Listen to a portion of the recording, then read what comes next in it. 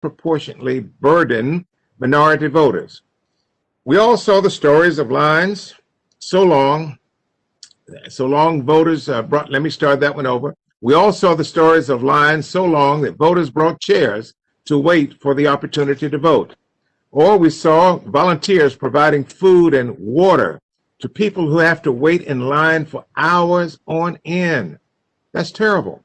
No voter should have to wait hours to vote. I hope we can all have bipartisan agreement on that.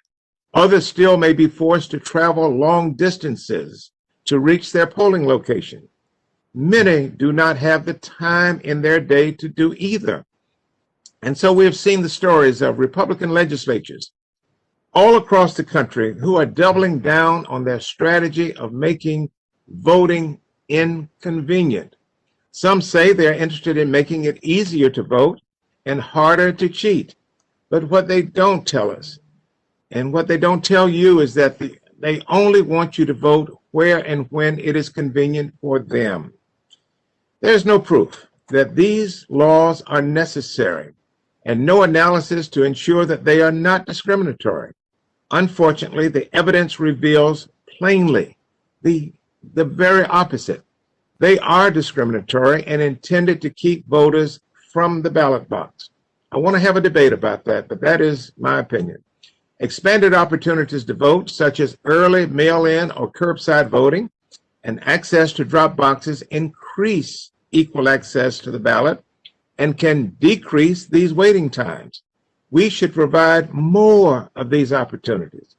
Recent elections prove that if voters are given options for when and how to cast their ballot, participation in the electoral process will actually increase. When we increase the opportunities available to voters, it increases participation in our democracy. Our democracy only serves the people when every voter has the ability to freely and fairly participate. The Constitution, that great document that we all serve, the Constitution is unambiguously clear. Congress has a clear role in protecting this right to vote and ensuring equal, equitable access to the franchise. And so, my friends, I look forward to hearing and learning from today's witnesses and working with my colleagues on both sides of the aisle to ensure we do just that. Thank you for listening. I will now recognize the ranking member, Mr. Steele, for his opening statement. Thank you very much, Mr. Chairman. I start out nearly all of our hearings reminding folks that we saw historic turnouts in 2018 and 2020 elections. More people voted in the 2018 midterms than in any midterm election, and more people voted in 2020 than ever before. I say this because for years, the rhetoric, which is getting louder, has been that Republicans are trying to suppress the vote. In fact, it's been suggested at each hearing this subcommittee has held. It's Democrats' justification, I think, for H.R. 1, and the assertion just is not true. Today's hearing focuses on the effects of polling location closures. And unfortunately, in 2020, we did see polling location closures. However, it may surprise many of my colleagues that these closures were done in Democratic areas where the elections are administered largely by, wait for it, Democrats. These closures occurred to push mail-in voting without common sense safeguards. Let's review 8 cities or counties where elections were administered by Democrats or Democratic appointees. In my home state of Wisconsin, the city of Milwaukee reduced polling locations from 180 to just 5 in the 2020 primary election. In Fulton County, Georgia, which includes the city of Atlanta and is home to 11% of the state's population, they only opened 5 polling locations during their primary election. Harris County, Texas, home to one of the fastest growing cities in the country, Houston, voters reported waiting up to 6 hours to vote in the primary election due to poll closures. LA County closed more than 3,500 voting locations in its primary, reducing the county's poll locations to just 978 for a county whose population is nearly double the entire state of Wisconsin. In New York City, not only were polling places reduced for the primary election, but some didn't open on time and locations were changed just hours before voters showed up to vote. Washington, D.C. went from 143 locations to just 20 for its primary. Chicago had reports of multiple polling location closures. Philadelphia County reduced polling locations by 77% for their June 2 primary, And admittedly, the list goes on. And so I have to ask my colleagues and the mainstream media who's listening today, where was the outrage from Democrats? Where was the oversight hearings then? I think Democrats on this committee failed to hold hearings or conduct proper oversight. Republicans, however, sent letters, oversight letters to each jurisdiction expressing concern and requesting answers. And I'd ask unanimous consent to insert those letters and their responses into the record. Without objection. So further, instead of improving voter confidence and addressing these issues, H.R. 1 really would do the opposite. We'll hear from today's witnesses about how H.R. 1 would nationalize all elections and centralize their administration in Washington, D.C. under Democratic control, who has a history of closing polling locations and removing key safeguards like voter ID or list maintenance that protect our elections and help ensure that voters are confident in the process and the results. Last Congress, Republicans introduced legislation to help states ensure polling locations could remain open. The Emergency Assistance for Safe Elections Act, the EASE Act, would have provided additional funding to help states and localities to help poll workers disinfect equipment for voting machines, purchase personal protective equipment for poll workers, and other items. The EASE Act would have also addressed an issue election administrators across the country struggle with, which is recruiting enough poll workers. The typical poll worker is 65 years or older, which is admittedly the designated at-risk population for COVID. Even outside of the pandemic, recruiting poll workers has been increasingly difficult for election administrators. The EASE Act would have provided funding to help states clean their voter registration rolls, which impact voter wait times. The more outdated the voter rolls, the longer it takes poll workers to find a voter in the system. There are, I think, really common sense solutions that don't involve a federal government takeover of our election system. And unfortunately, we were not able to review the bill in this committee, and Speaker Pelosi never brought the bill to the floor for a vote. I believe there are election administration solutions Democrats and Republicans can work on together, and I'm hopeful that my colleagues on the committee will take me up on addressing some of them. I look forward to today's hearing, Mr. Chairman, and with that, I yield back. Thank you very much, Mr. Stahl. Thank you, thank you, thank you. I noticed that the ranking member of the full committee is on the screen, my good friend, my neighbor, Congressman Rodney Davis from the great state of Illinois. Rodney, can you share a few words with us this morning? Thank you, Mr. Chair. It'd be great to see you again next week. I can't wait till we get a chance to get back in the hearing room to do these hearings and bring these witnesses out in person. Saw there was some updated guidance coming from the Office of Attending Physician today. I promise you, sir, I will sit way at the other end of the dais if it makes you and Mr. Aguilar feel more comfortable. But I'd love to be able to be there and share some of those great sweet potato chips that you guys have in your office. Hey, sir, Mr. Chair, if I could real quick ask unanimous consent to enter into the record a copy of our House Administration Minority Ballot Harvesting Report, a copy of the Election Assistance Commission data on turnout and elections, and also the correspondence that we have gathered between the state of California and SKD Knickerbocker and the Election Assistance Commission on the misuse of taxpayer dollars. Without objection. Thank you, sir, very much. Hey, listen, I'm really excited to listen to the witnesses here today. I certainly hope, Mr. Chair, coming forward as we move these subcommittee hearings into the future, that we might have a chance to invite some of the election administrators that we are going to talk about today. I would like to find out why certain areas of Georgia and Wisconsin had so many poll closures. I want to know what their justifications are, what they were. Now's our time to go back and find out these answers as to why so many polling locations in majority Democrat areas were shut down before the election. I want to know what was the problem. Was it a COVID-related issue? Was it something that is related long-term to a lack of election judges? What do we need to do as a committee to show some leadership here? And I certainly I'm glad we're going to hear from a lot of educational and research experts today, but I do believe in the future if we could sit down and come up with a good two-panel hearing of this subcommittee for election administrators nationwide so that we can, and especially those in the areas of Georgia and Wisconsin, where we saw disastrous results from polling location closures. I'd love this subcommittee to be able to take that on. And with that, Mr. Chair, I'll yield back the balance of my time. Thank you. The gentleman yields back, and thank you, Mr. Davis. And let me just assure you, Rodney, that we are just as eager as you are to return to in-person hearings, but we're just concerned. We're concerned that not all staff and not all of our members have been vaccinated, but I clearly understand your concerns, and we've talked about it in our Democratic caucus. And please know that we will return to in-person hearings just as soon as we can do it safely. In just a moment, I will introduce our witnesses, but before I do so, as a reminder to our witnesses, each of you will be recognized for 5 minutes. There is a timer there on your screen. Please be sure that you can see the timer and are mindful of this 5-minute time limit. Your entire written statements will be made part of the record, and the record will remain open for at least 5 days for additional materials to be submitted.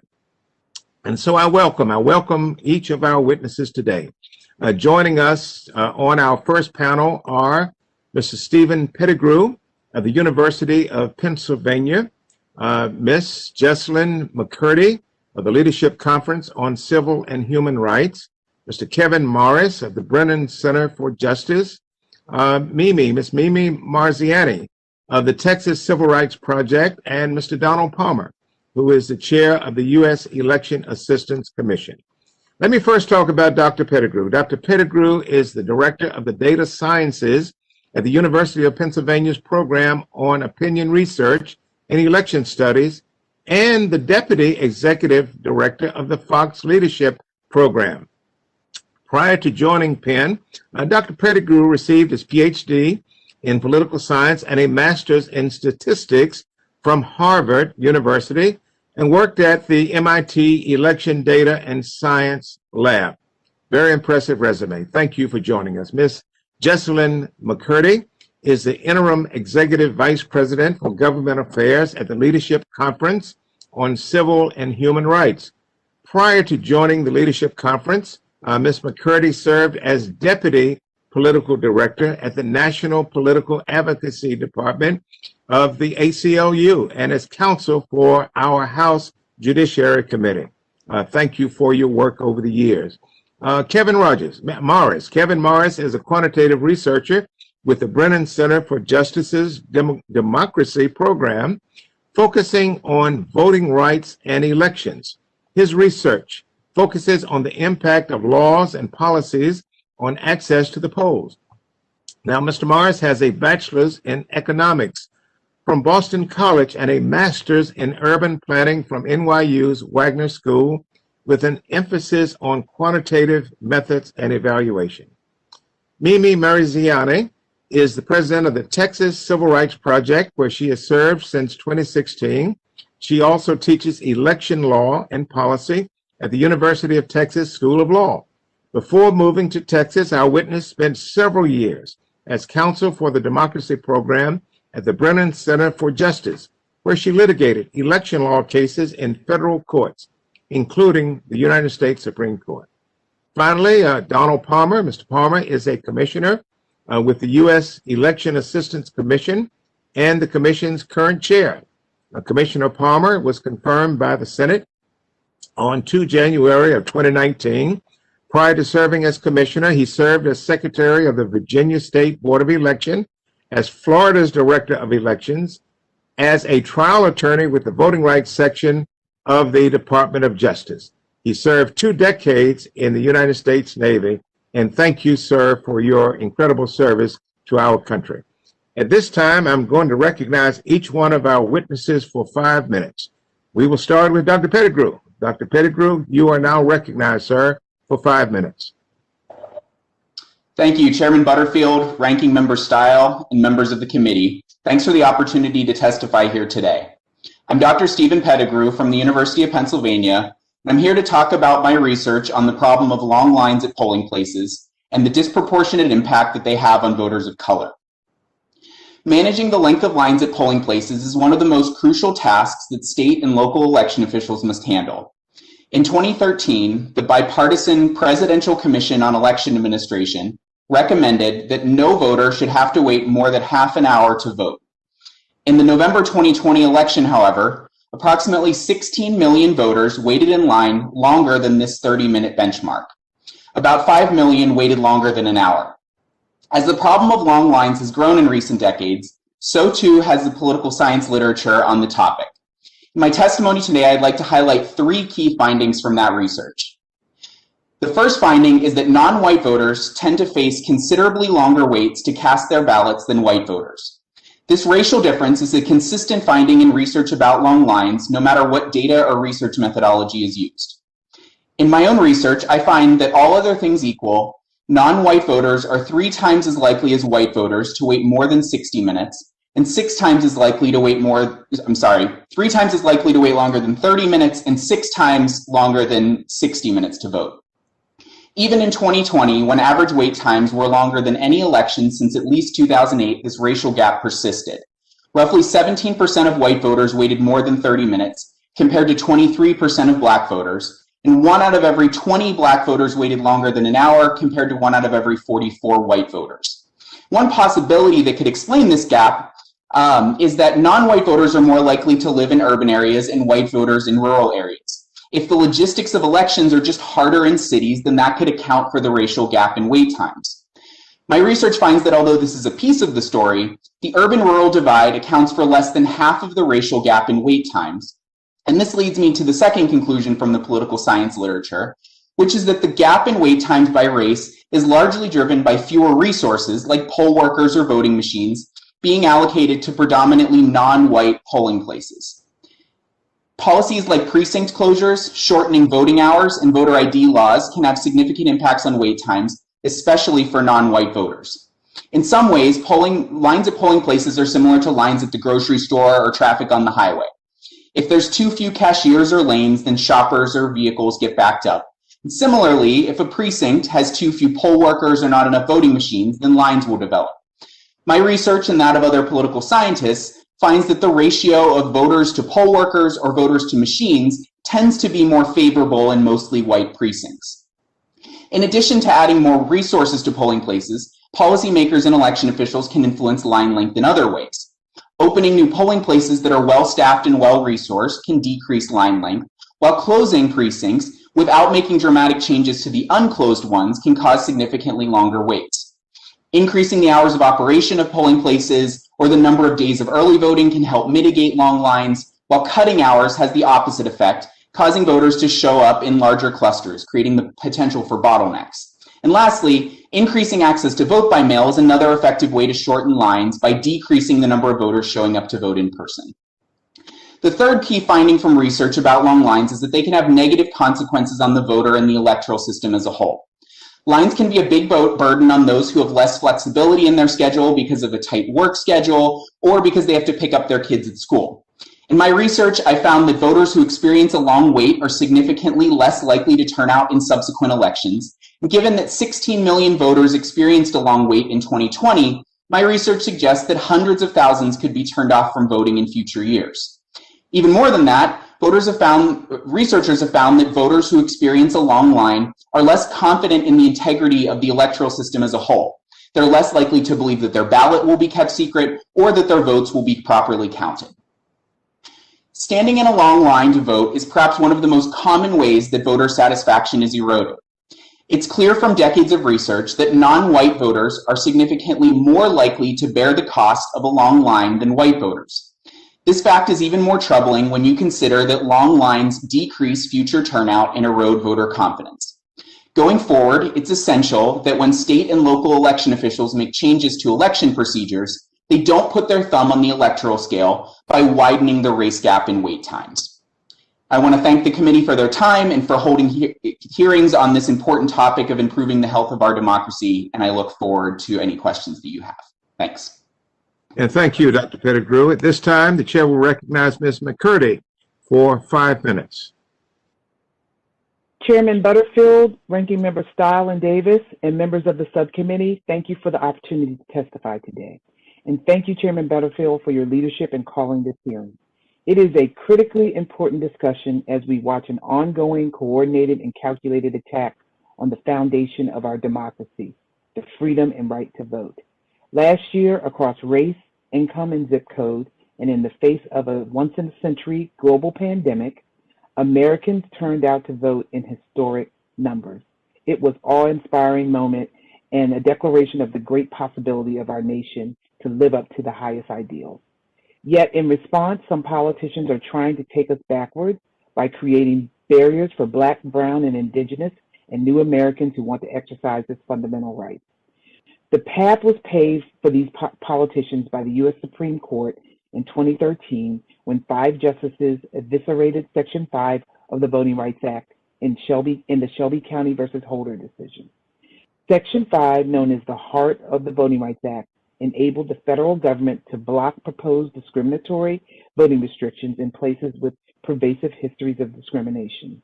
It also ensured that changes to voting rules were public, transparent, and evaluated to protect voters against discrimination based on race and language. It is imperative that Congress restore preclearance given the crisis our democracy is facing now. While these discriminatory barriers take many forms, I will focus on just one today, the removal of the very locations where ballots are cast and counted. Polling place closures and consolidations are a pernicious and incredibly effective tactic for disenfranchising voters, particularly voters of color, older voters, rural voters, and voters with disabilities. And since the Shelby decision, jurisdictions are closing polls at alarming speed. The Leadership Conference Education Fund documented the trend in our report, Democracy Diverted, when analyzing polling place closures in 757 counties once covered under Section 5. Chairman Butterfield, I would like to enter this report into today's hearing record. All right, unless there's objection, the report is received. Shockingly, we found 1,688 polling places were closed between 2012 and 2018. Overall, Texas alone closed 750 polling places. Arizona closed 320, and Georgia closed 214. Louisiana, Mississippi, Alabama, and North Carolina combined closed over 300 polls. Many of these closures are happening in communities of color rather than in majority white neighborhoods. And in many instances, officials provided no notice to voters that their voting precincts were closed or relocated. Not surprisingly, Georgia closed a higher percentage of polling places than any other state in 2018. In an extreme example, local policymakers left 7 counties in the state with just 1 polling place to serve thousands of people over hundreds of square miles. This is patently unacceptable, and particularly when viewed against America's persistent history of denying the right to vote to Black Americans. Before the Shelby County decision, Section 5 enabled the federal government to analyze voting changes like polling place reductions to ensure they did not discriminate against voters of color. This critical protection no longer exists, and the consequence on voters' ability to cast a ballot are devastating. No one should be deterred from casting their ballot because of location, ability to take off work, access to transportation, or responsibilities at home. Disturbingly, the attacks on our freedom to vote have only worsened following the 2020 election. According to the Brennan Center for Justice, since January, at least 14 states have enacted 22 laws that restrict the vote and put up barriers to the ballot box. Overall, state lawmakers have introduced at least 389 anti-voter bills just this year. Voters of color will bear the brunt of these new restrictions and the most significant assault on voting rights since the Jim Crow era, and we know that it is a fully functioning voting rights had been in place in the federal election could have prevented many, if not most, of these attempts to silence the voices of voters, as well as any anti-voter bills that have proliferated over the last decade. The Leadership Conference urges Congress to pass the John Lewis Voting Rights Advancement Act. This historic bill will reverse the damage done by the Supreme Court in Shelby County and update Voting Rights Act to reflect modern-day patterns of voting discrimination. Thank you very much for the opportunity to testify today. And thank you, Ms. McCurdy. At this time, the chair will recognize Mr. Morris for 5 minutes. Chairman Butterfield, Ranking Member Stile, and members of the committee, thank you for the opportunity to testify before you today in support of the John Lewis Voting Rights Advancement Act. In the 8 years since the U.S. Supreme Court decided Shelby County v. Holder and suspended the 1965 Voting Rights Act preclearance condition, voters of color have had to fight harder than white voters to exercise the right central to the American project, namely their right to participate without undue burden in their own self-government at the ballot box. Election day experiences are a major source of disparities in our electoral system. Racial and ethnic minorities routinely face longer waits than white voters. The distribution of electoral resources, polling place consolidation, and voter list maintenance all put voters of color at a disadvantage on election day. Federal oversight is needed. Over the past decade, scholars and activists have documented that racial and ethnic minorities wait longer to cast their ballots on election day. My research at the Brennan Center for Justice, a nonpartisan think tank, demonstrates that voters wait longer in places where there are fewer resources available. However, this cannot explain the full racial wait gap. In 2018, voters of color did not live in counties with fewer electoral resources. This complicates our understanding of the allocation of resources, and it means we need to focus on the equitable experiences on election day, that is, ending the racial wait gap, not only on an equal distribution of resources. In other words, as much attention needs to be paid to the quality of resources as to their quantity. Furthermore, while voters of color in 2018 may have lived in better resourced regions, their population growth is concentrated in counties with fewer resources. Put differently, resource allocation patterns are on track to exacerbate, not mitigate, the racial wait gap in coming years. Nowhere do polling place resources matter more than in the number of poll sites available. A large body of empirical work has demonstrated the disenfranchising impact of polling place closures. This was thrown into sharp relief in 2020 by the COVID-19 pandemic, when the city of Milwaukee, Wisconsin shuttered nearly all of their polling places for the presidential primary. Just 5 out of more than 180 remained open. This last-minute decision to close the polling places came against the backdrop of a surge in vote-by-mail usage. However, as my research demonstrates, the accessibility of vote-by-mail was not enough to offset large declines in turnout in the city. Rather, turnout declined by an estimated 8 percentage points, or nearly a third. This negative effect was even larger for Black voters. Increases in voter purges in formerly covered jurisdictions have also led to a deterioration in polling place quality. The Shelby County decision led to a dramatic increase in voter purge rates in jurisdictions formerly covered under Section 5 of the VRA. Wrongful purges can and do disenfranchise some voters, but the consequences extend even to voters whose registrations were not canceled. My research shows that increased purge rates were associated with higher provisional ballot rates in formerly covered jurisdictions. Voters spend longer filling out provisional ballots than they do ordinary ones, which can cause slowdowns for entire polling places, and not just the voters who were wrongfully purged. Given that formerly covered jurisdictions were covered precisely because of their histories of racial discrimination, the ripple effects of increased provisional ballots are occurring where voters were once, but are no longer, protected by Section 5 of the VRA. It might seem that decisions about election day resources should be left up to the states, and that federal intervention is unnecessary. Unfortunately, that is not the case. As my research documents, mandatory minimum resource requirements set by individual states are routinely ignored. To take just one example among many, in 2018, 31 out of South Carolina's 46 counties, that is 2/3 of South Carolina's counties, had more voters per machine than allowed under state law. State regulation is not a sufficient bulwark against the under-resourcing of polling places in the states. Federal oversight, such as that promised by the VRAA and the For the People Act, is needed. Restoring the 1965 Voting Rights Act to its full power is more important today than at any point in the past 8 years. So far in 2021, 48 states have introduced laws making it more difficult to vote. These have become law in 14 states so far, and the legislative session is not yet over. Bills introduced and passed in states like Georgia, Florida, and Texas would make early and mail voting less accessible, pushing more voters into polling places on election day, further straining resources, and leading to longer lines. In short, the preclearance condition of the VRA worked. It protected voters of color from discriminatory voting laws in parts of the country with discriminatory histories, and it can do so once again. Voters of color today face steeper costs in today's elections, costs paid in lost time and lost wages due to unfairly resourced polling places. I urge Congress to pass the John Lewis Voting Rights Advancement Act. Thank you. And thank you, Mr. Morris. At this time, the chair recognizes Ms. Marziani, and I hope I'm pronouncing that correctly. If not, please excuse me. You are now recognized for 5 minutes. Thank you. And good morning.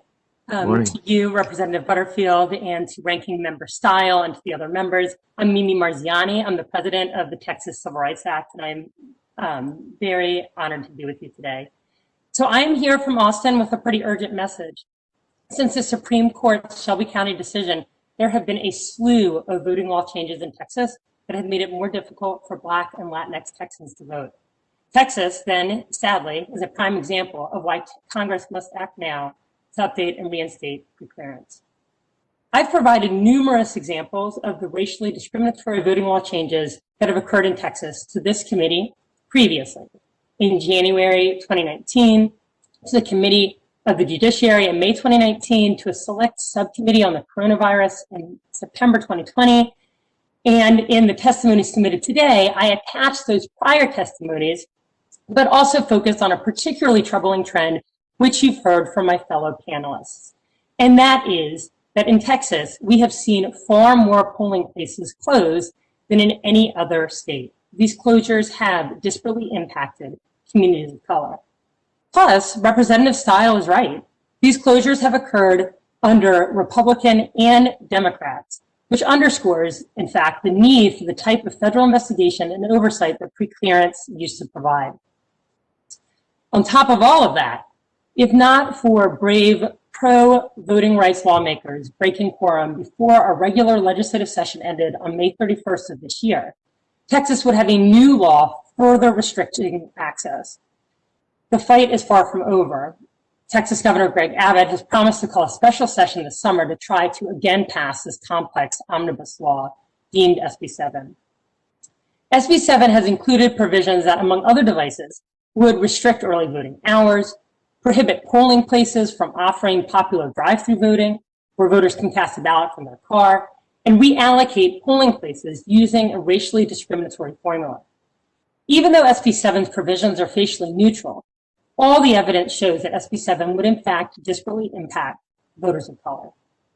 So first, SB 7 would have mandated that voting take place no earlier than 6 a.m. and no later than 9 p.m.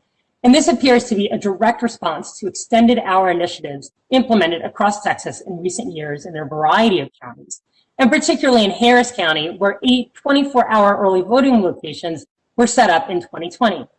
These were aimed at voters who are shift workers and can't cast their votes during regular business hours.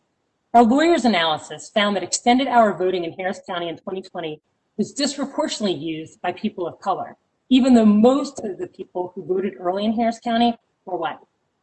Moreover, SB 7 prohibited voting from taking place before 1 p.m. on Sundays, which would severely hamstring, if not eliminate, souls to the polls, which is a long-standing tradition in which Black faith leaders encourage churchgoers to cast their ballots after services. Plus, in 2020, health concerns about COVID and Texas's refusal to expand voting by mail pushed innovation by local officials to make in-person voting safer. I think the most popular, arguably, was drive-through voting in Harris County, which was used by approximately 127,000 voters, the majority of whom are voters of color. And despite the immense popularity of that, SB 7 now seeks to permanently end this innovation. Finally, an earlier version of SB 7, as originally passed by the Texas House, included a provision that would have required Texas counties with 1 million or more people, so these are all of our most racially diverse counties, to distribute polling places based on the share of registered voters in each state house district. I know that sounds complicated, but the effects were really clear. Polling places would be pulled away from communities of color.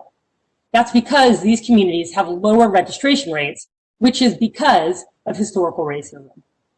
In fact, a study by the Texas Tribune found that of the 13 state house districts in Harris County that would lose polling sites as a result, all but one are majority white. And this is exactly the type of device that the Voting Rights Act was originally implemented to protect against. One last thing. So for nearly 5 decades, there was something close to a bipartisan consensus in Congress that states with a long history of voting discrimination, like Texas, should be subject to robust federal oversight. And I'm going to go ahead and quote Ronald Reagan when he reauthorized the Voting Rights Act in 1982. He said, "The right to vote is the crown jewel of American liberties, and we will not see its luster diminished." Voting rights for people of color in Texas have been badly tarnished, and I urge all members of this committee to act now to restore them. Thank you very much for your testimony. At this time, the chair will recognize Commissioner Palmer for 5 minutes. Good morning, Chairman Butterfield, Ranking Member Style, and members of the Subcommittee on Elections. I appreciate the opportunity to testify this morning regarding the 2020 elections and the work of the United States Election Assistance Commission. The EAC is a bipartisan agency focused on election administration and supporting election officials across the country. This vital mission includes offering guidance to improve polling place quality and accessibility for those who need additional assistance, ensuring that our voting systems can be used privately and independently by voters with disabilities, and that the procedures are in place to ensure equal access to all Americans.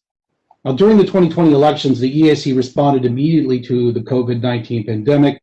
We worked quickly in partnership with federal state partners to help local officials provide for the safety of their voters. These officials had to quickly adapt existing procedures to provide increased options for mail and absentee voting, move to consolidated or larger polling places, and include other options or innovations in voting. The increase in EAC operational funding and state grant funding made this essential assistance possible.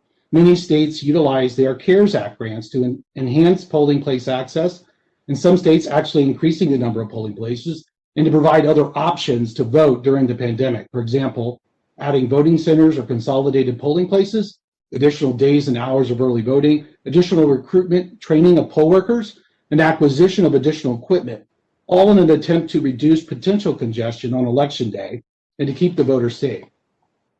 On behalf of my fellow commissioners and EAC personnel, we appreciate your support and the attention you pay to our mission.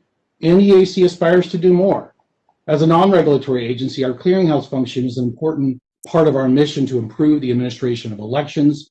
We've just recruited a team of subject matter experts to join the agency, including 3 leading election administrators.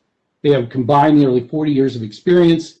We've also established a new position focused solely on the accessibility of voting systems, polling places, and every aspect of business at the EAC. This subject matter expert is devoted to election administration and ensuring election officials have the resources they need to serve the voters.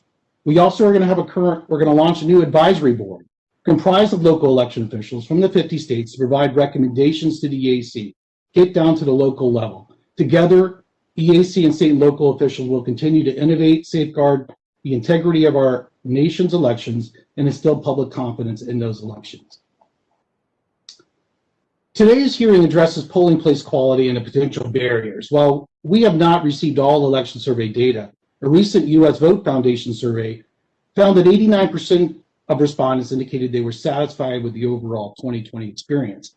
This represents an improvement over 2016, a rate of 76%. Moreover, voters who cast their ballots in person at a polling place reported over 92% satisfaction in 2020. Now, this is in line with other 2016 polling, where 95% of respondents said the performance of poll workers was excellent or very good. 2016 lines were shorter than they were in 2012, with 74% of voters waiting less than 10 minutes and 18% waiting between 10 and 30 minutes. That trend continues to move in the right direction. This was a similar positive opinion of polling place management, where 82% of respondents were saying things were run well at the polling place, and 60% say things were run okay. State and local officials deserve high praise for these efforts. Election officials are truly public servants who prioritize customer service to voters. This is an impression of accomplishment, particularly with the COVID-19 burdens and last-minute changes that the pandemic necessitated.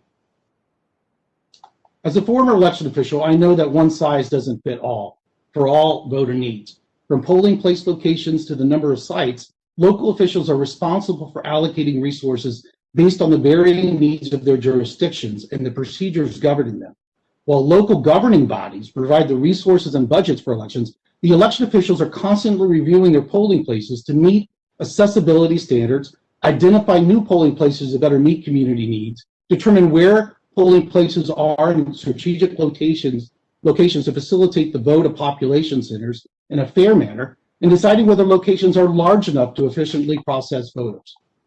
So the election officials require the ability to act nimbly to meet the needs of the local population. The pandemic highlighted the importance of this flexibility, as election officials made quick decisions to identify locations that allow voters to better maintain social distancing, consolidate locations to account for a decrease in the number of poll workers. Other jurisdictions developed new procedures for a significant shift to larger scale of mail ballots to be printed, mailed, and returned.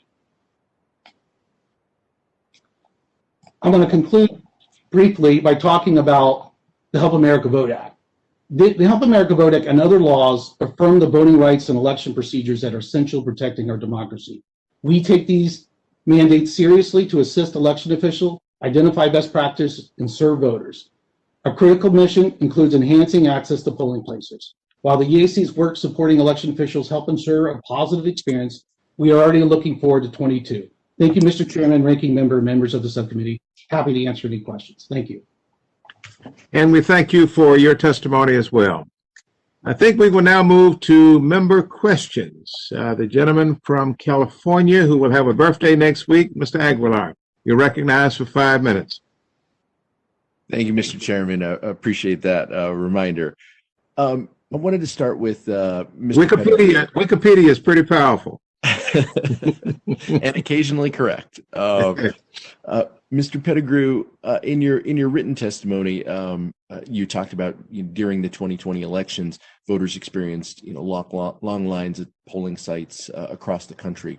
And while the previous election was affected by the pandemic, your written testimony and your verbal testimony here today talked about long lines have consistently remained a chronic problem for non-white voters. And just to underscore and to make sure I heard you correctly, that voters who are not white are 3 times as likely to wait longer than 30 minutes and 6 times as likely to wait more than 60 minutes to cast their ballot.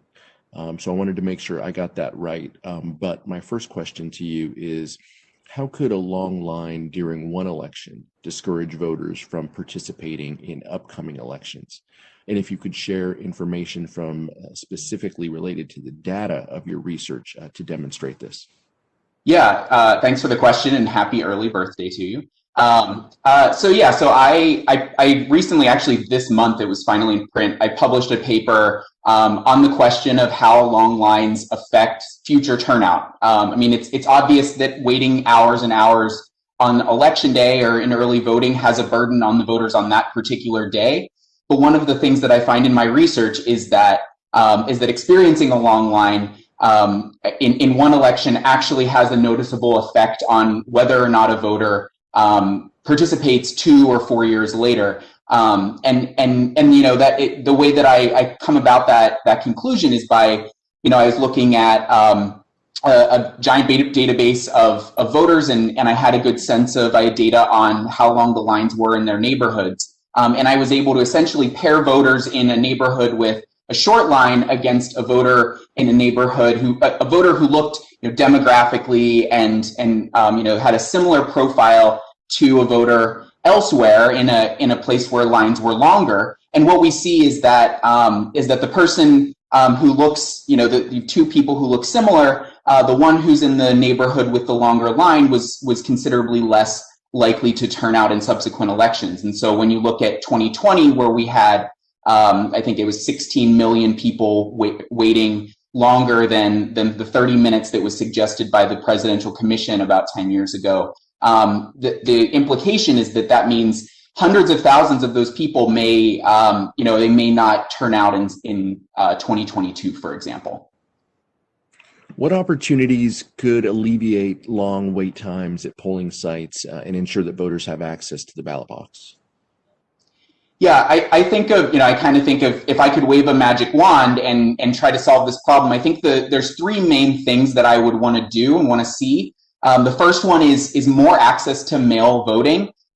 We saw, turnout was very high in 2020, largely because of mail balloting. And so having more access to that just means there's fewer people showing up to vote and fewer possibilities for long lines to develop.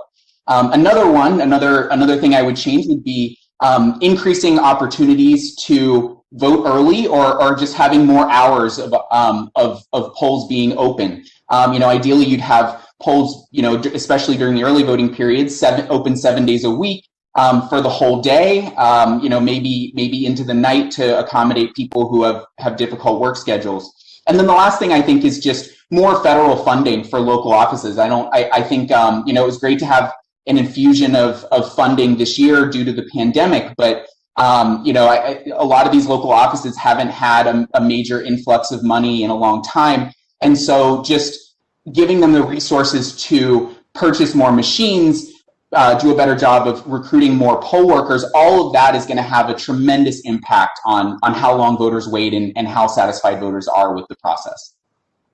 Thanks so much. Wanted to shift briefly to Commissioner Palmer. Thanks for your service with the EAC and to our country. One of the troubling trends that we saw in the 2020 election was election officials, including EAC commissioners, were subject to threats to their safety. Are you concerned that threats will discourage election officials, staff, and poll workers from working future elections and potentially impact voter access? Instinctively, I am concerned, but I do think that most election officials, state and local, really have a dedication to their duties, and the dedication to the voters and to the process outweighs their fear of threats to them on a personal level. We have been talking about this as a community, and one of the ways that we intend to address it is to do better training of what the options are dealing with local law enforcement and federal resources when it comes to how to take care of ourselves and to our people and to our election offices, and just reassure our poll workers and our election staff that we care about them and that there are procedures in place like other communities that might receive threats. So I am concerned, but again, I know that people really care about their job and about their commitment to the American voter, and they'll continue to do their duties. Appreciate it. Sorry, Mr. Chairman, yield back. That's fine. Thank you. At this time, the chair recognizes the ranking member of the subcommittee for 5 minutes. Thank you very much, Mr. Chairman. Mr. Morris, you studied the spring 2020 primary election in Milwaukee, correct? Yes, that's correct. And in the city of Milwaukee, polling locations were reduced from 180 locations to 5, correct? Yes, that is correct. In the city of Milwaukee is a little more than 1/3 African American, correct? I don't have that number right in front of me, but that sounds about right. Yeah, a little over. I think it's closer to 38, but we'll call it a little over 1/3 for sake of easy conversation.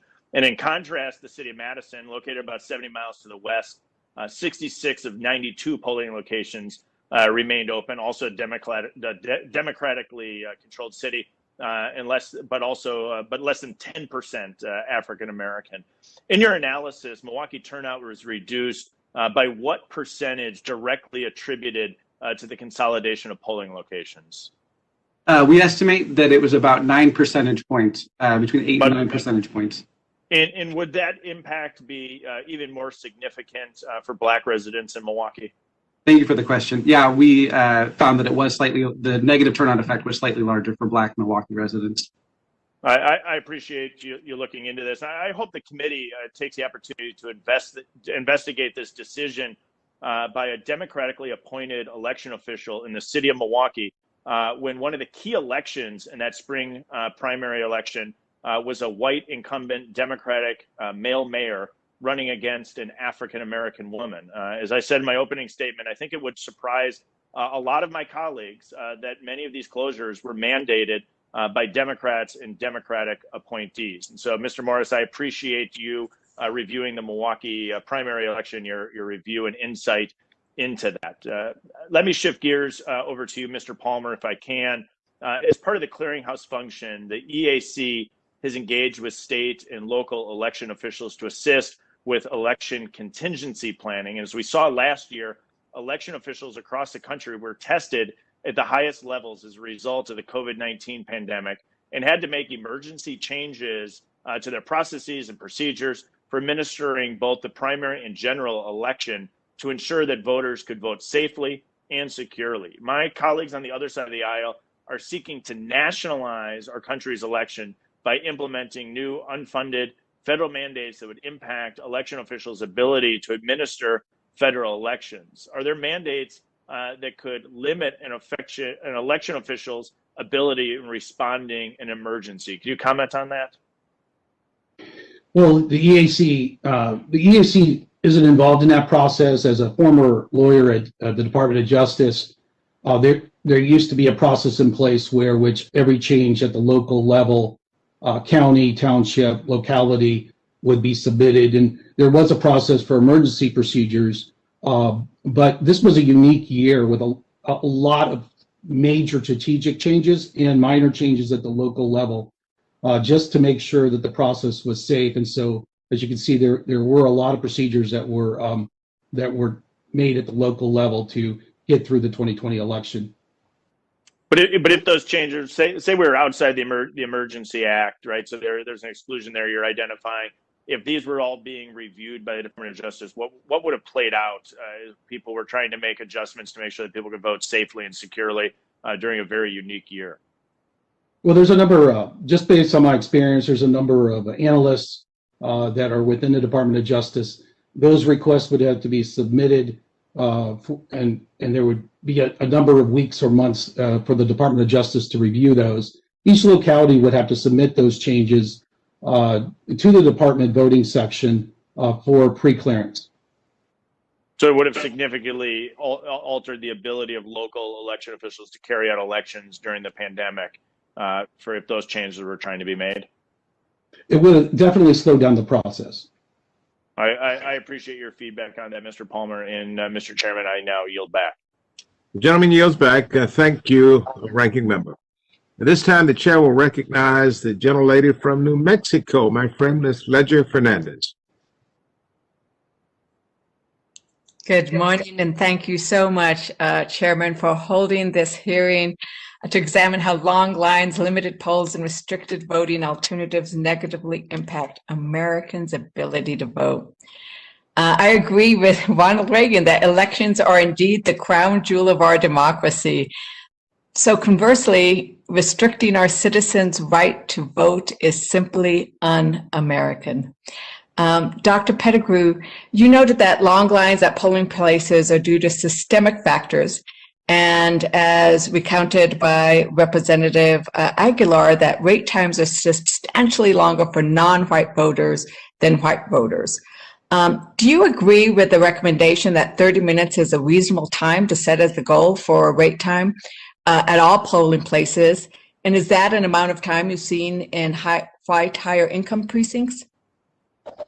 Yeah, so that recommendation came out of the 2013 Presidential Commission on Election Administration, which they did extensive study of this specific question of how long is reasonable, and that's what they came to, and so that's what I've used in my research, and other political scientists have used, and it seems like a pretty good standard.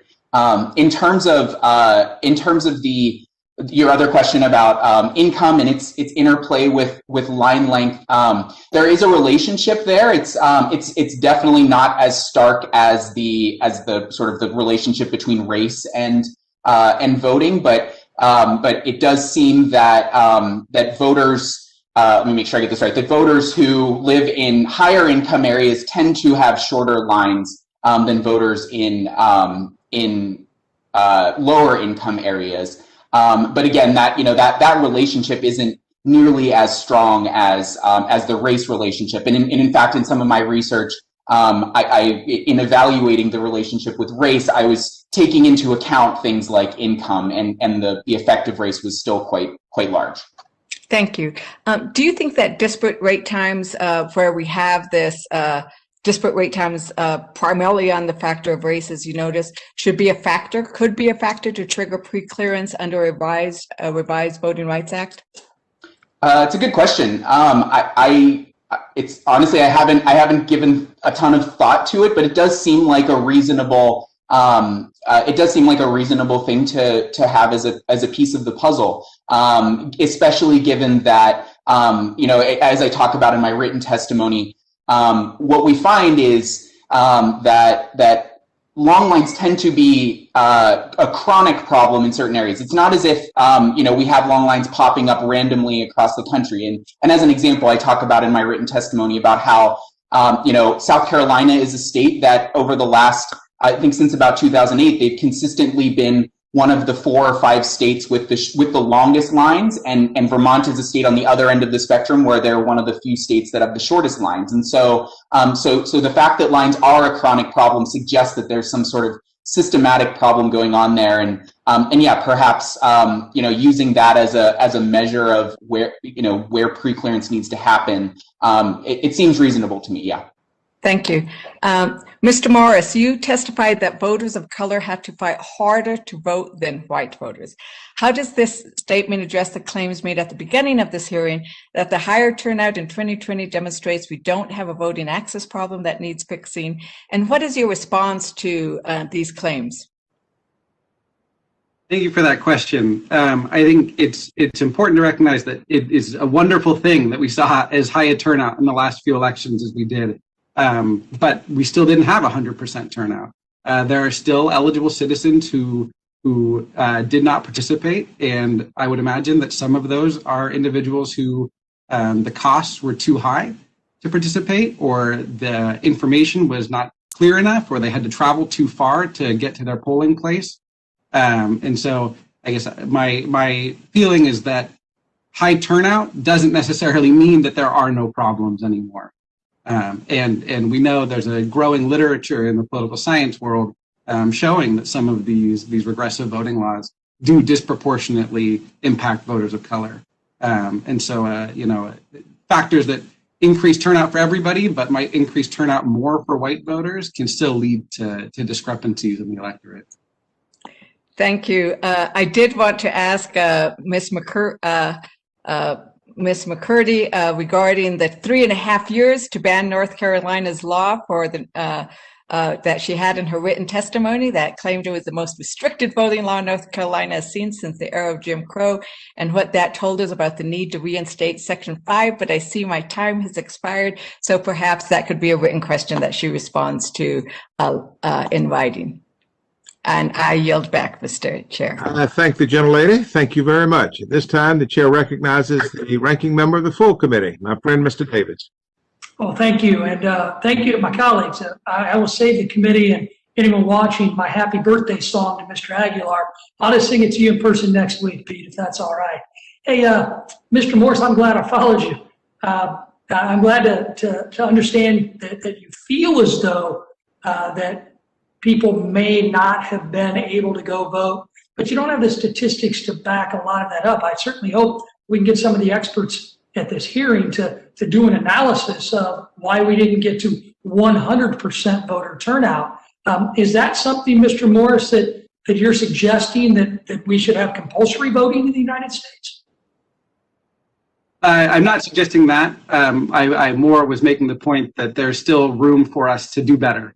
I appreciate the question, but there is a lot of room. There is a lot of room for us to do better, and frankly, Mr. Morris, I don't think we get enough credit as the United States for what we did right the last 2 election cycles. How about you? I think that it's a wonderful thing that we saw turnout as high as we did for the last two federal elections. Absolutely, and especially in the midst of a pandemic when we had local election officials trying to use the limited resources they had to give everybody access, and that's what's amazing. I mean, we know what the end game of the subcommittee hearing process is going to be. We're going to call for covered jurisdictions for every single jurisdiction in America. I certainly would be interested in whether or not this subcommittee will put out a report that would advocate for compulsory voting, as we see in other countries. But I appreciate your optimism on what happened in 18 and 20, and appreciate your expression of your opinion and feelings as to what we can do to make it better, and certainly hope we can get some statistical analysis in the future to see what we can do to drive those last vestiges of folks out, and what really stopped them from going to vote. As you know, I feel too that many of them may just not have wanted to go vote. Maybe they didn't like the 2 candidates running. Who knows? That's what's great about America. It's their choice. Hey, Mr. Palmer, glad to have you back, sir, as the chair of the EAC, and also as a former elections administrator. What are some of the practical considerations the election officials must consider right now in polling place management? Well, polling place management, I mean, when you talk about trying to reduce lines, I worked at the Bipartisan Policy Center on this, and I've really come to the conclusion that it's about an investment in technology. It's about more accurate voter rolls to make sure that we are allocating the voting equipment properly, that election officials at the local level have that information, and the local governing bodies have that information about where voters are, how many registered voters per precinct, that sort of solution.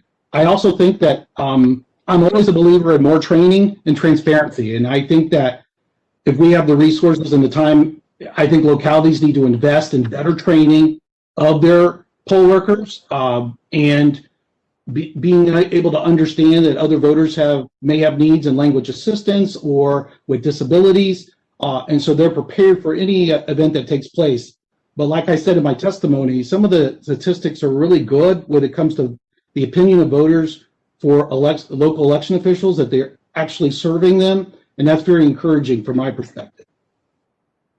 Oh, do you think, Mr. Palmer, that when you look at the state's failure to conduct list maintenance as required under the National Voter Registration Act, do you think that could have an impact on long lines at polling places? Well, it absolutely does. The Presidential Commission on Election Administration, a number of years ago, it identified that when there's individuals that are no longer living in the jurisdiction, it really does provide a misallocation of resources. And so you may have two polling places in an area where a lot of the people may have left already, or you have an increase in voters in one other area of the county. If your registration rules aren't accurate, it's very possible that you may not be as prepared as you think you are to efficiently handle voters that come to the polling place. And so there's always going to be lines in a lot of these high turnout elections. Election officials want to make sure they have the most accurate data to efficiently process them and make sure that there's enough equipment to process them through the voting process so the next voter in line can vote in a timely manner. Right. I know I'm running out of time. One last question. Has the EAC conducted any studies on polling location wait times, and will election administrators ever be able to get rid of wait times for voting?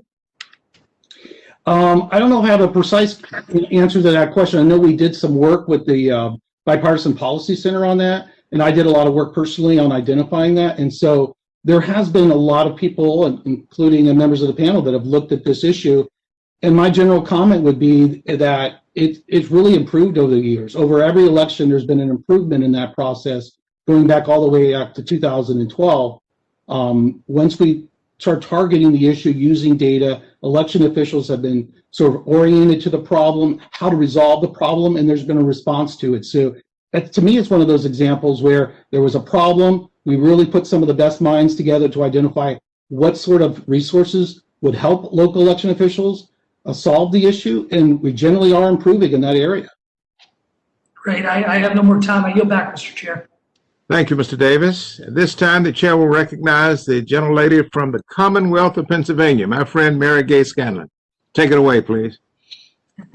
Thank you very much, Mr. Chairman, and thank you for convening this next in our series of hearings on voting rights. I'd like to direct my questions to Dr. Pettigrew, also from the Commonwealth of Pennsylvania and my alma mater, the University of Pennsylvania. Pennsylvania in the last election cycle had the interesting experience of having for the first time universal mail-in ballots available. Our Republican legislature had passed, also with support from Democrats, a law in October 2019, pre-pandemic, had passed a law that for the first time allowed no excuses mail-in voting. And millions of Pennsylvanians took advantage of that during the pandemic. Now, obviously, that created some issues because we hadn't had that access before, and many of our counties were not quite prepared for that. But they performed, as Mr. Davis suggested, they performed admirably and with great integrity in meeting the challenges of the day. Can you speak about how having access to early and no excuses mail-in voting can help address issues of lines at polling places? Yeah, certainly. So as you noted, we had, Pennsylvania was one of many states that provided voters with more opportunities to vote by mail. What's interesting about 2020 is that we had a turnout that was higher than we've ever had before, but the number of people who voted in person nationwide was actually a lot smaller than it had been in any election since I think at least 2008. That was as far back as I looked. We had about 15 or 20 million people, 15 or 20 fewer people voting in person in 2020 than in 2016, and a lot of that is attributable to mail voting. And what a lot of the research shows on this point is that increasing access to mail voting will have a positive impact on lines, because it just means there's fewer people showing up on election day or during the early period. And similarly, having more opportunities to vote in person during the early voting period, it also has a good impact on lines. Now, obviously, 2020, what we saw, as was noted by others, there's been progress made on this issue of lines. Now, 2020 was a year where the lines actually were longer. A lot of the data we have suggests that lines were longer than they had been in the last 10 or 15 years. And I think a lot of that is probably attributable to things related to the pandemic in particular. But yeah, early voting, or more early voting, more mail voting, those are great ways to limit the number of people showing up, and limit the possibility for bottlenecks to create long lines and bad experiences for voters. Thank you. Yes, and I know just, having for years, been working a full-time job and having kids to get to soccer games and everything on every end of the day, it can be a struggle for folks to get to the polling place during the hours that are available. So just from a practical standpoint, it's wonderful to have the option to vote when convenient. And I know you mentioned research on this from speaking with folks who run elections in states that have had mail-in voting for some time, Colorado, Washington. They talk about the fact that it increases participation. Isn't that right? Yeah, there's some research on that suggests that it can have a positive impact on turnout.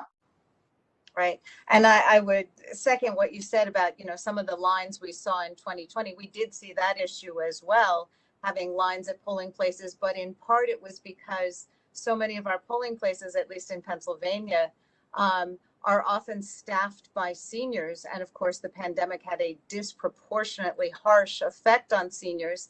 And many of them chose not to volunteer this year because of concerns for their health. So that created staffing shortages, which we also had to deal with. But overall, it appears that we have the know-how, we have the means to move forward to make it easier for people to vote safely and vote in our systems that have, integrity. So thank you for the work that's gone into the research on this panel to show that we can do this. And with that, I would yield back. Thank you, Ms. Scanlon. The gentlelady yields back. At this time, the chair will recognize himself for 5 minutes. Let me begin with you, Ms. McCurdy. Thank you again for your testimony. Thank you for all the work that you do. Ms. McCurdy, you noted in your testimony that since the Shelby County case back on June 25th, 2013, a day that we shall never forget, polling places have been significantly reduced in formerly covered jurisdictions. What has been the impact of these closures on the voting experience of African American voters, Hispanic voters, Asian American voters, and any other racial minorities? What has been the impact? I think you've heard some of the evidence of the impact in some of the testimony today.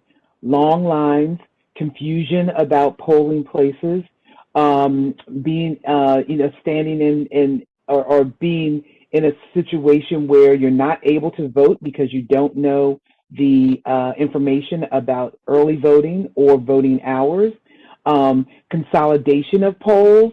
You go to the wrong poll, you find out that you're at that the consolidated poll is too far away for you to make it before the voting polls close, and that disenfranchises many people. And to the question that has been asked about long lines and how that discourages people in the next election, When you stand in a long line in 2020 to vote, and then you have to plan your voting process for 2022, you take that in account, and you ask yourself whether or not you will have time to stand in the long line that you assume that you'll have to in 2022 when you're planning your vote, yourself to vote. And oftentimes that discourages people from voting when they think back on their experience. Thank you. Thank you for that. You know, over the next few weeks, we're going to be doing some legislating in this space. We've already passed H.R. 1, the For the People Act in the House of Representatives, and we're waiting for action in the Senate on that. But over the next few weeks, we hope to be introducing H.R. 4. Well, what reforms should Congress undertake to combat disenfranchising effects on polling places? That's something that you're concerned about, we're concerned about. What can we do to combat disenfranchising effects on polling places? Well, I think I think I lost my video. Were you able to hear the question? Yes. Yes, thank you. So, I mean, I think the most important thing is to pass the John Lewis Voting Rights Advancement Act, and that will create a new formulas for areas who have historically there were historically discrimination, in particular for Black, Brown, and Indigenous people, so the Department of Justice can take a look at any of these voting changes before they are effective and make sure they do not have a racial impact. That is the most important thing. What we are seeing since the Shelby County decision is there's no analysis around the racial impact that these voting changes will have, and they're also not transparent, and there's not notice that is given to voters when there are changes, and that's where you see the confusion come in. And let me thank you for mentioning our intent to pass the John Lewis Voting Rights Advancement Act, and we certainly plan to do that. But the purpose of these hearings, and we're going to have 16 hearings. This subcommittee is having 6 hearings. I think the House Judiciary Committee is having 6 or 7, and the Senate Judiciary Committee will be doing the same. But we're going to have these 16 hearings because we want to build a very significant legislative record that will be persuasive to the Supreme Court if this were ever challenged. Let me conclude by talking to Ms. Marziana. In your testimony, you make note of the fact that your state previously had to seek preclearance before changing any voting law or policy, and that the state is no longer must demonstrate that the proposed change would not negatively impact the participation of people of color. How has the lack of any required impact analysis negatively impacted your voters? I mean, in myriad ways. And again, I've submitted extensive evidence in my written remarks of the voting law changes, which sadly have been numerous. Just on polling place closures alone, we've heard that Texas closed more than any other state in recent years.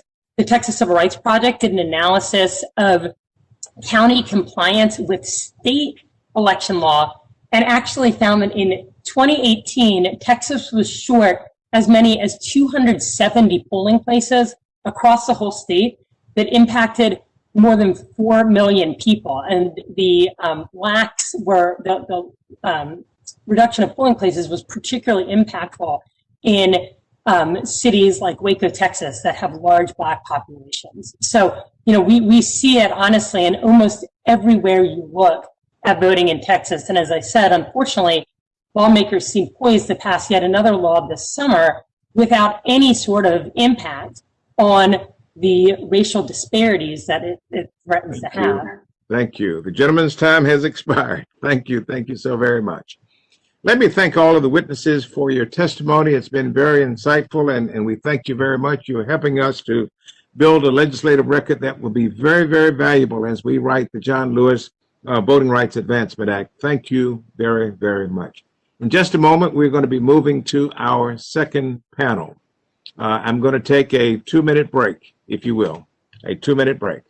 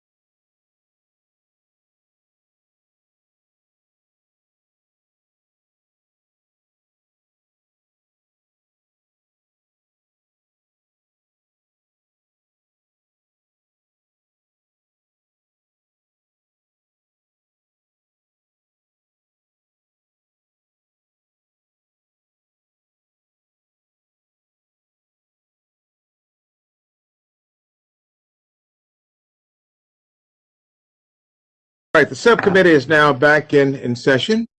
Thank you for your patience, and thank you again to our first panel.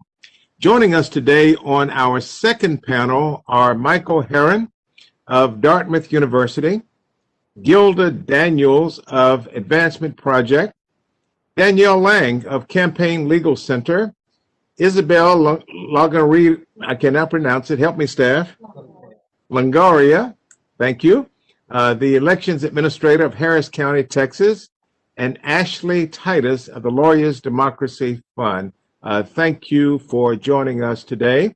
Next, we have Dr. Michael Heron.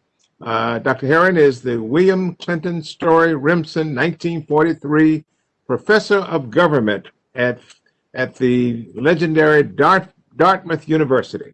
His areas of expertise include election administration and applied statistical methods, and his research has analyzed the impact of a variety of election administration practices on turnout and minority voters. Dr. Heron holds his PhD degree in political science from Stanford University. Next is Gilda Daniels. Ms. Daniels is the Director of Litigation at the Advancement Project and an Associate Professor at the University of Baltimore School of Law. She is a nationally recognized voting rights and election law expert, served as a Deputy Chief in the Voting Section of the Department of Justice's Civil Rights Division under President Clinton and President Bush.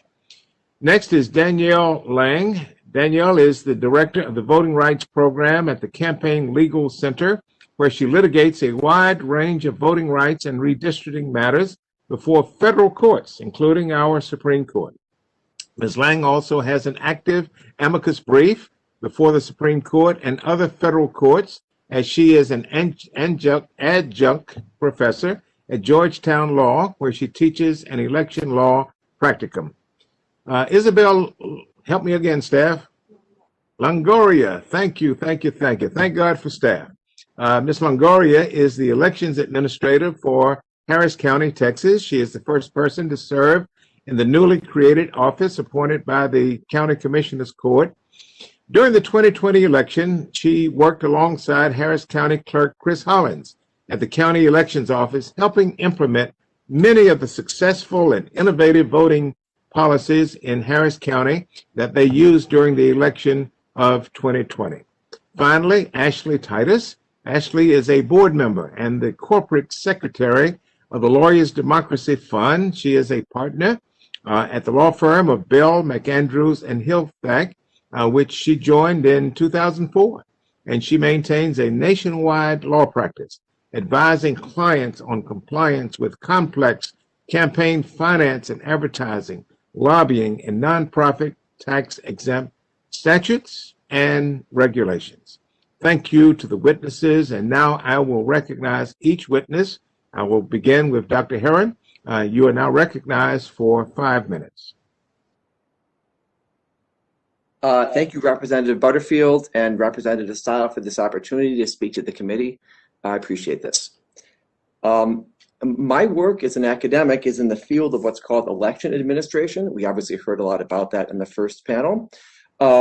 This is a field in political science. It dates roughly to 2000. That's in the presidential election that was complicated, disputed then. That was the origin of a lot of interest in political science in the sort of questions that we're engaging in discussion today. My own research reflects that as well.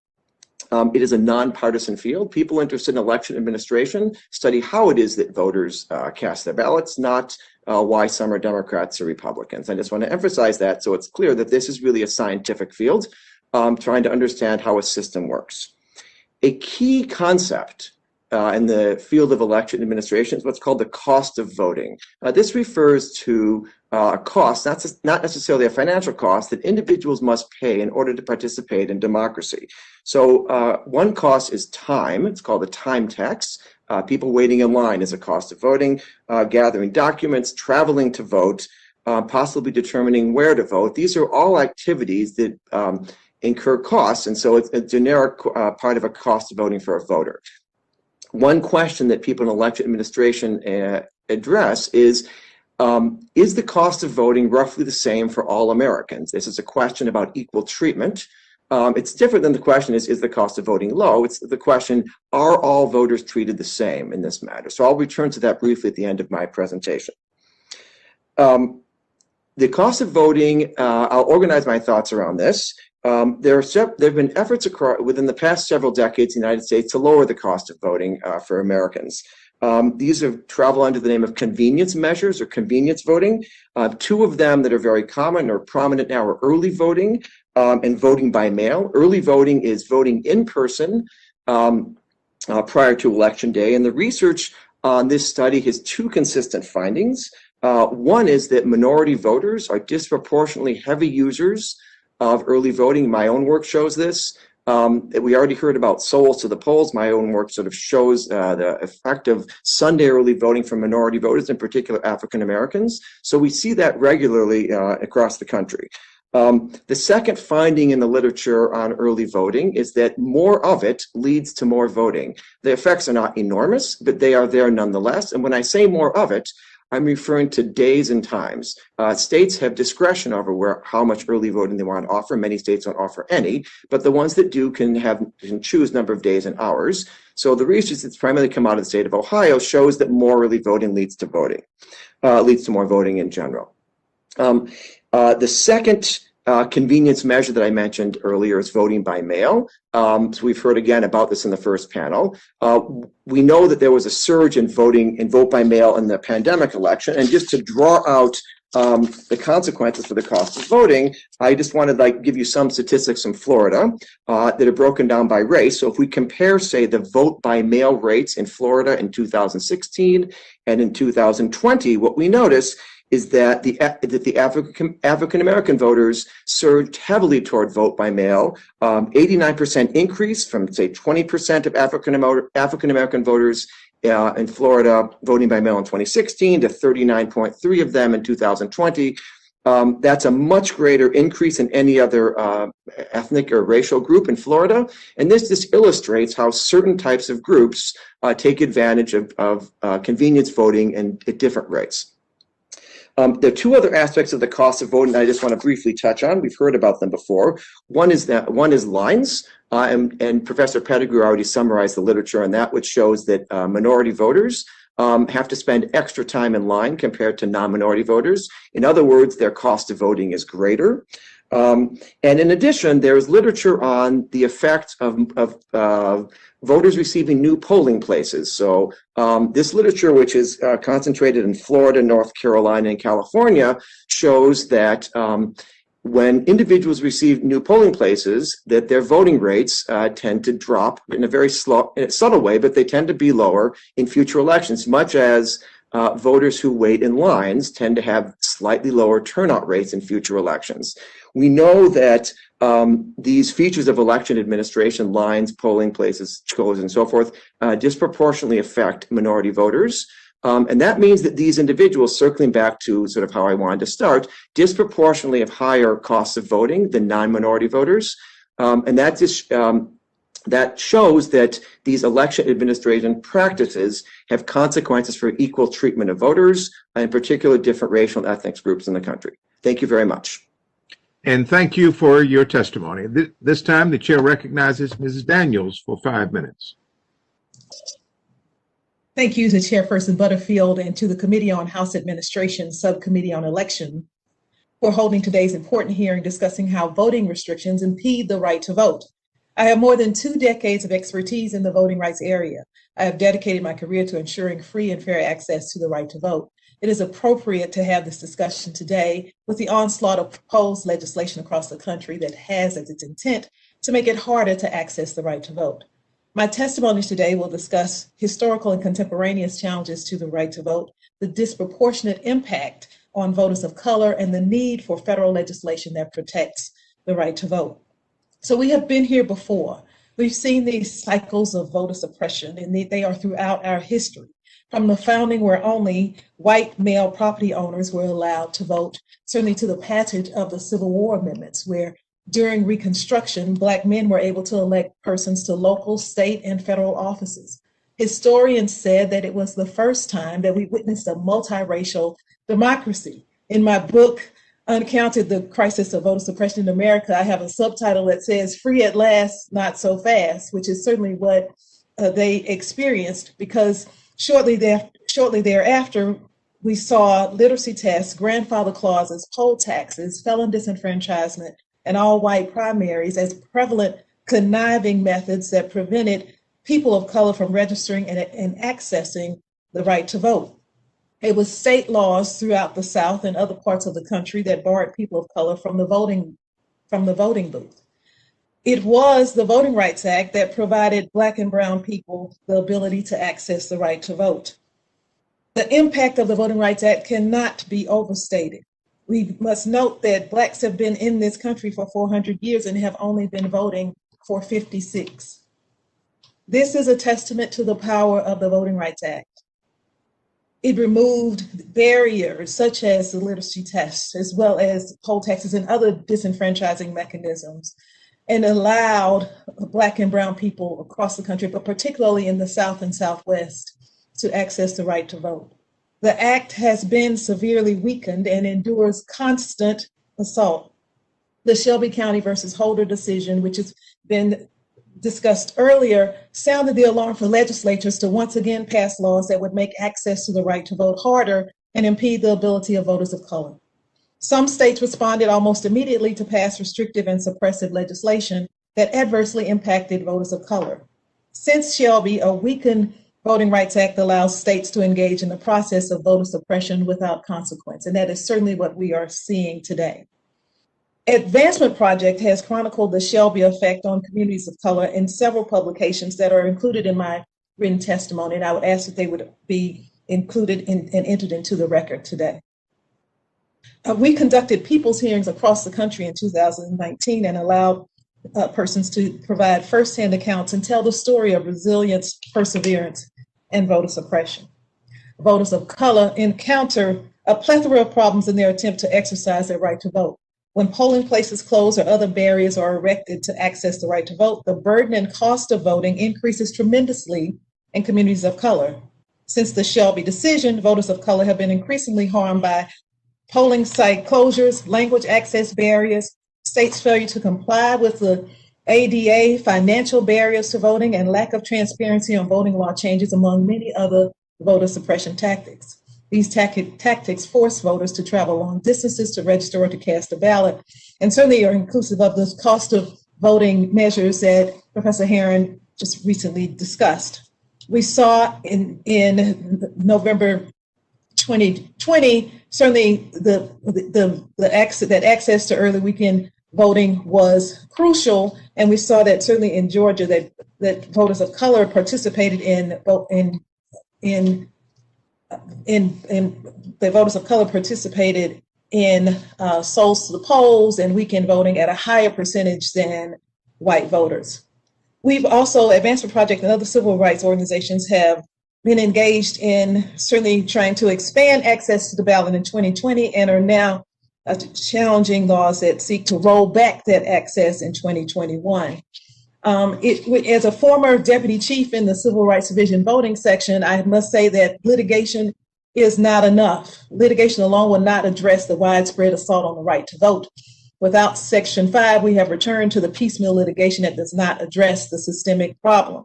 Congress must pass legislation that addresses the disproportionate impact and burden on voters of color accessing the right to vote, which requires states with a proven history of voter suppression and discrimination to prove that any changes to their election laws will not disenfranchise voters. Congress has the power to rewrite, and certainly to write an ending that supports access and addresses the disproportionate impact on voters of color. This should not be a partisan issue. It is an issue that is fundamental to our democracy, and I encourage Congress to protect our democracy and pass appropriate legislation. Thank you. Thank you very much, Ms. Daniels. At this time, the chair will recognize Ms. Lang for 5 minutes. Good afternoon, and thank you to the committee for holding these hearings and the opportunity to testify on these important matters. Voting in America today does not occur solely in person on a single Tuesday. Americans routinely vote early, in person, or by mail. Indeed, for many Americans, including those with disabilities, student voters, elderly voters, voters of color, and low-income voters with unforgiving schedules and limited transportation, these voting options are a necessary lifeline. But early in-person voting and vote by mail options are wildly uneven nationwide. While some Americans enjoy a broad range of voting opportunities, others face increasing constraints on their voting options. Early in-person voting access, which ensures that the fundamental right to vote does not hinge on one's schedule on a single day, is an essential component of our voting system. Weekend voting days are particularly crucial for those who cannot afford to lose pay or risk job security to vote during working hours. And unsurprisingly, voters of color take advantage of early voting options at higher rates. After all, as you've already heard, they are more likely to face structural barriers to voting on election day and longer wait times at the polls. Further, Black voters have rallied around Sunday voting options to organize highly effective Souls to the Polls campaigns. Early in-person voting is just as secure as election day voting, yet legislators have sought to restrict it when people of color use it effectively. In 2011, Florida eliminated a Sunday voting day after 2008 election data showed that Black and Hispanic voters used Sunday voting the most and white voters used Sunday voting the least. In 2013, North Carolina also eliminated a Sunday voting day because of its disproportionate use by Black voters, leading a court to call it as close to a smoking gun as we are likely to see in modern times. And in 2014, Ohio eliminated its Golden Week, an overlapping period of early voting and voter registration, an option that was, once again, most popular with Black voters. Finally, just this session, both Georgia and Texas legislators pushed, albeit unsuccessfully for now, bills that would eliminate or severely restrict Sunday voting. In addition to early voting, we know that equitable vote-by-mail practices increase voter participation. These practices include universal eligibility, reasonable application and submission procedures, and opportunities to correct technical errors. But once again, some Americans fare much better than others on this score. First, while most states now give all voters the option to vote by mail, 16 states continue to limit access to voters that fit within rigid criteria, locking most residents out. Second, the processes for vote by mail can make the option elusive. In Mississippi, a vote by mail application has to be notarized. In Alabama, the ballot must be accompanied by a copy of a photo ID and a notary or 2 witness signatures. In Minnesota, a mail ballot requires a signature from another registered Minnesota voter, an obvious hurdle for out-of-state voters. In fact, we've seen students take to Twitter to try to find Minnesotans in their area to witness their ballots. Third, states have restricted access to secure ballot drop boxes. Last year, about 41% of mail-in voters chose to use drop boxes. Yet Texas and Ohio both moved to limit drop boxes to 1 per county. Predictably, this hit large urban counties with the highest percentage of voters of color the hardest. And fourth, in some states, election officials have unfettered discretion to reject a ballot if they perceive discrepancies in the voter's signature, leading to the disproportionate rejection of ballots of voters of color. And while most states now allow voters to fix such issues, a few states, notably Texas and Tennessee, do not. Indeed, Tennessee's mail voting rules are a model in what not to do. The state has rigid eligibility criteria, refuses access to most first-time voters, criminalizes distribution of applications, does not allow any drop boxes, and has no process to allow voters to fix discrepancies. And this year, Georgia and Kansas have mimicked Tennessee by prohibiting or restricting the mere distribution of mail ballot applications to voters.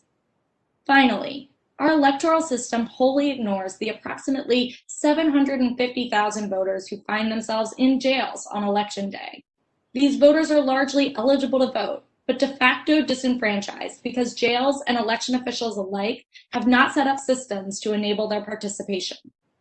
This Congress has a historic opportunity to create an equitable baseline of voting opportunities and stop the onslaught of discriminatory voting proposals. Thank you for the opportunity to testify, and I'd be happy to answer any questions. And thank you for your testimony. At this time, the chair recognizes Ms. Longoria for 5 minutes. You're recognized.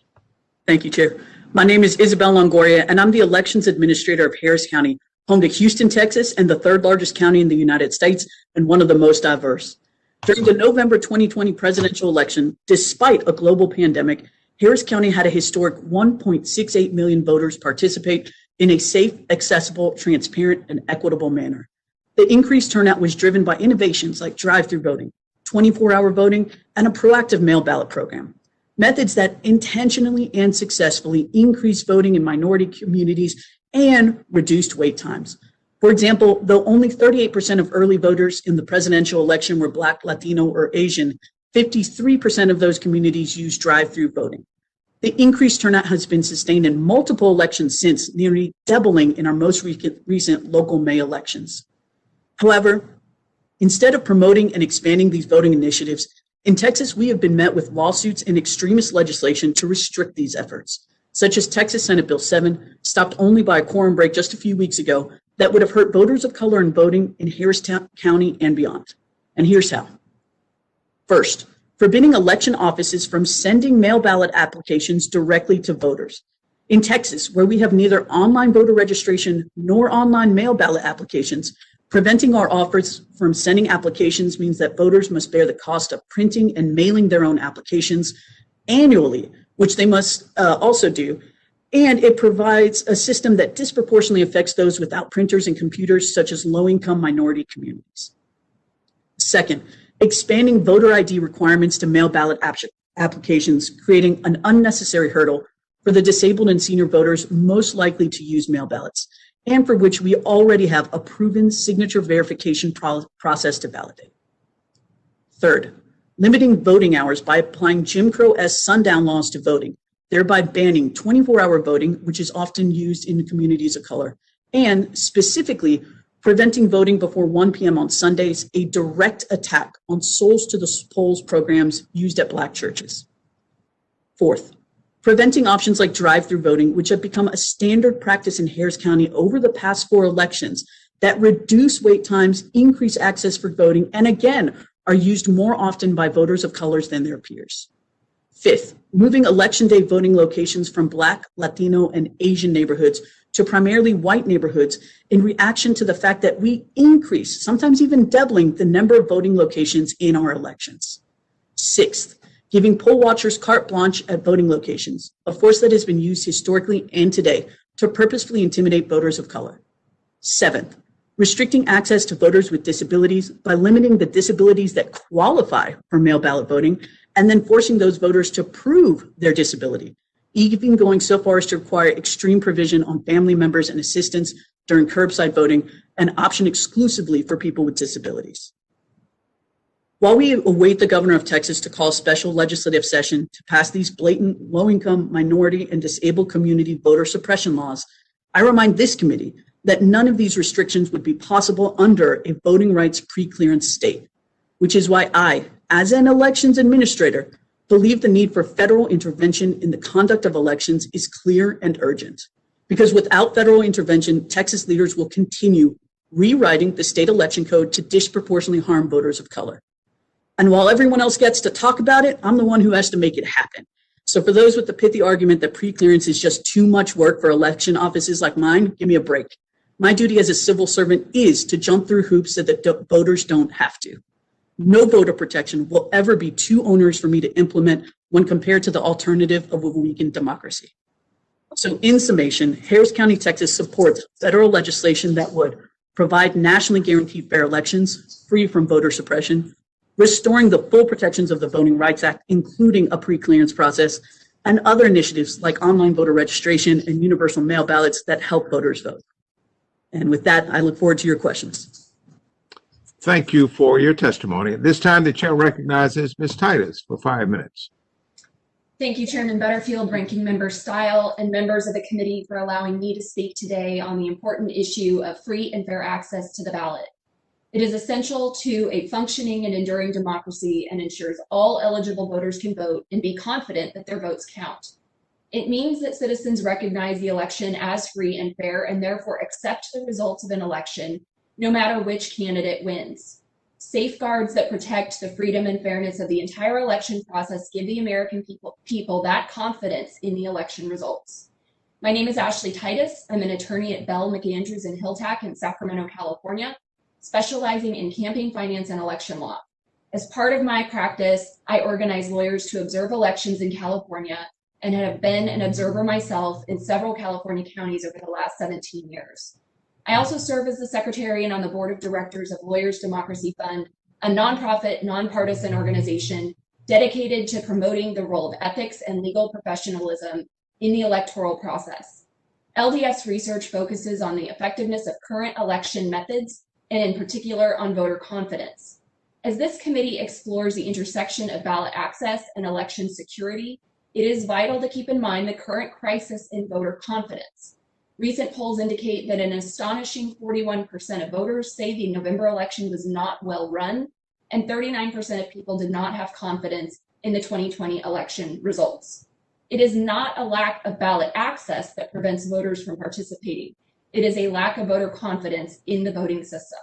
The Knight Foundation found in early 2020 that 38% of non-voters do not believe election results accurately reflect the will of the people. Voter confidence is the real issue at hand, and the only way to increase confidence is to implement and maintain effective ballot integrity safeguards. Efforts to expand voting opportunities and maintain effective ballot integrity opportunities have unfortunately not been effective in increasing voter participation. For example, studies consistently show that early voting does not increase turnout and actually risks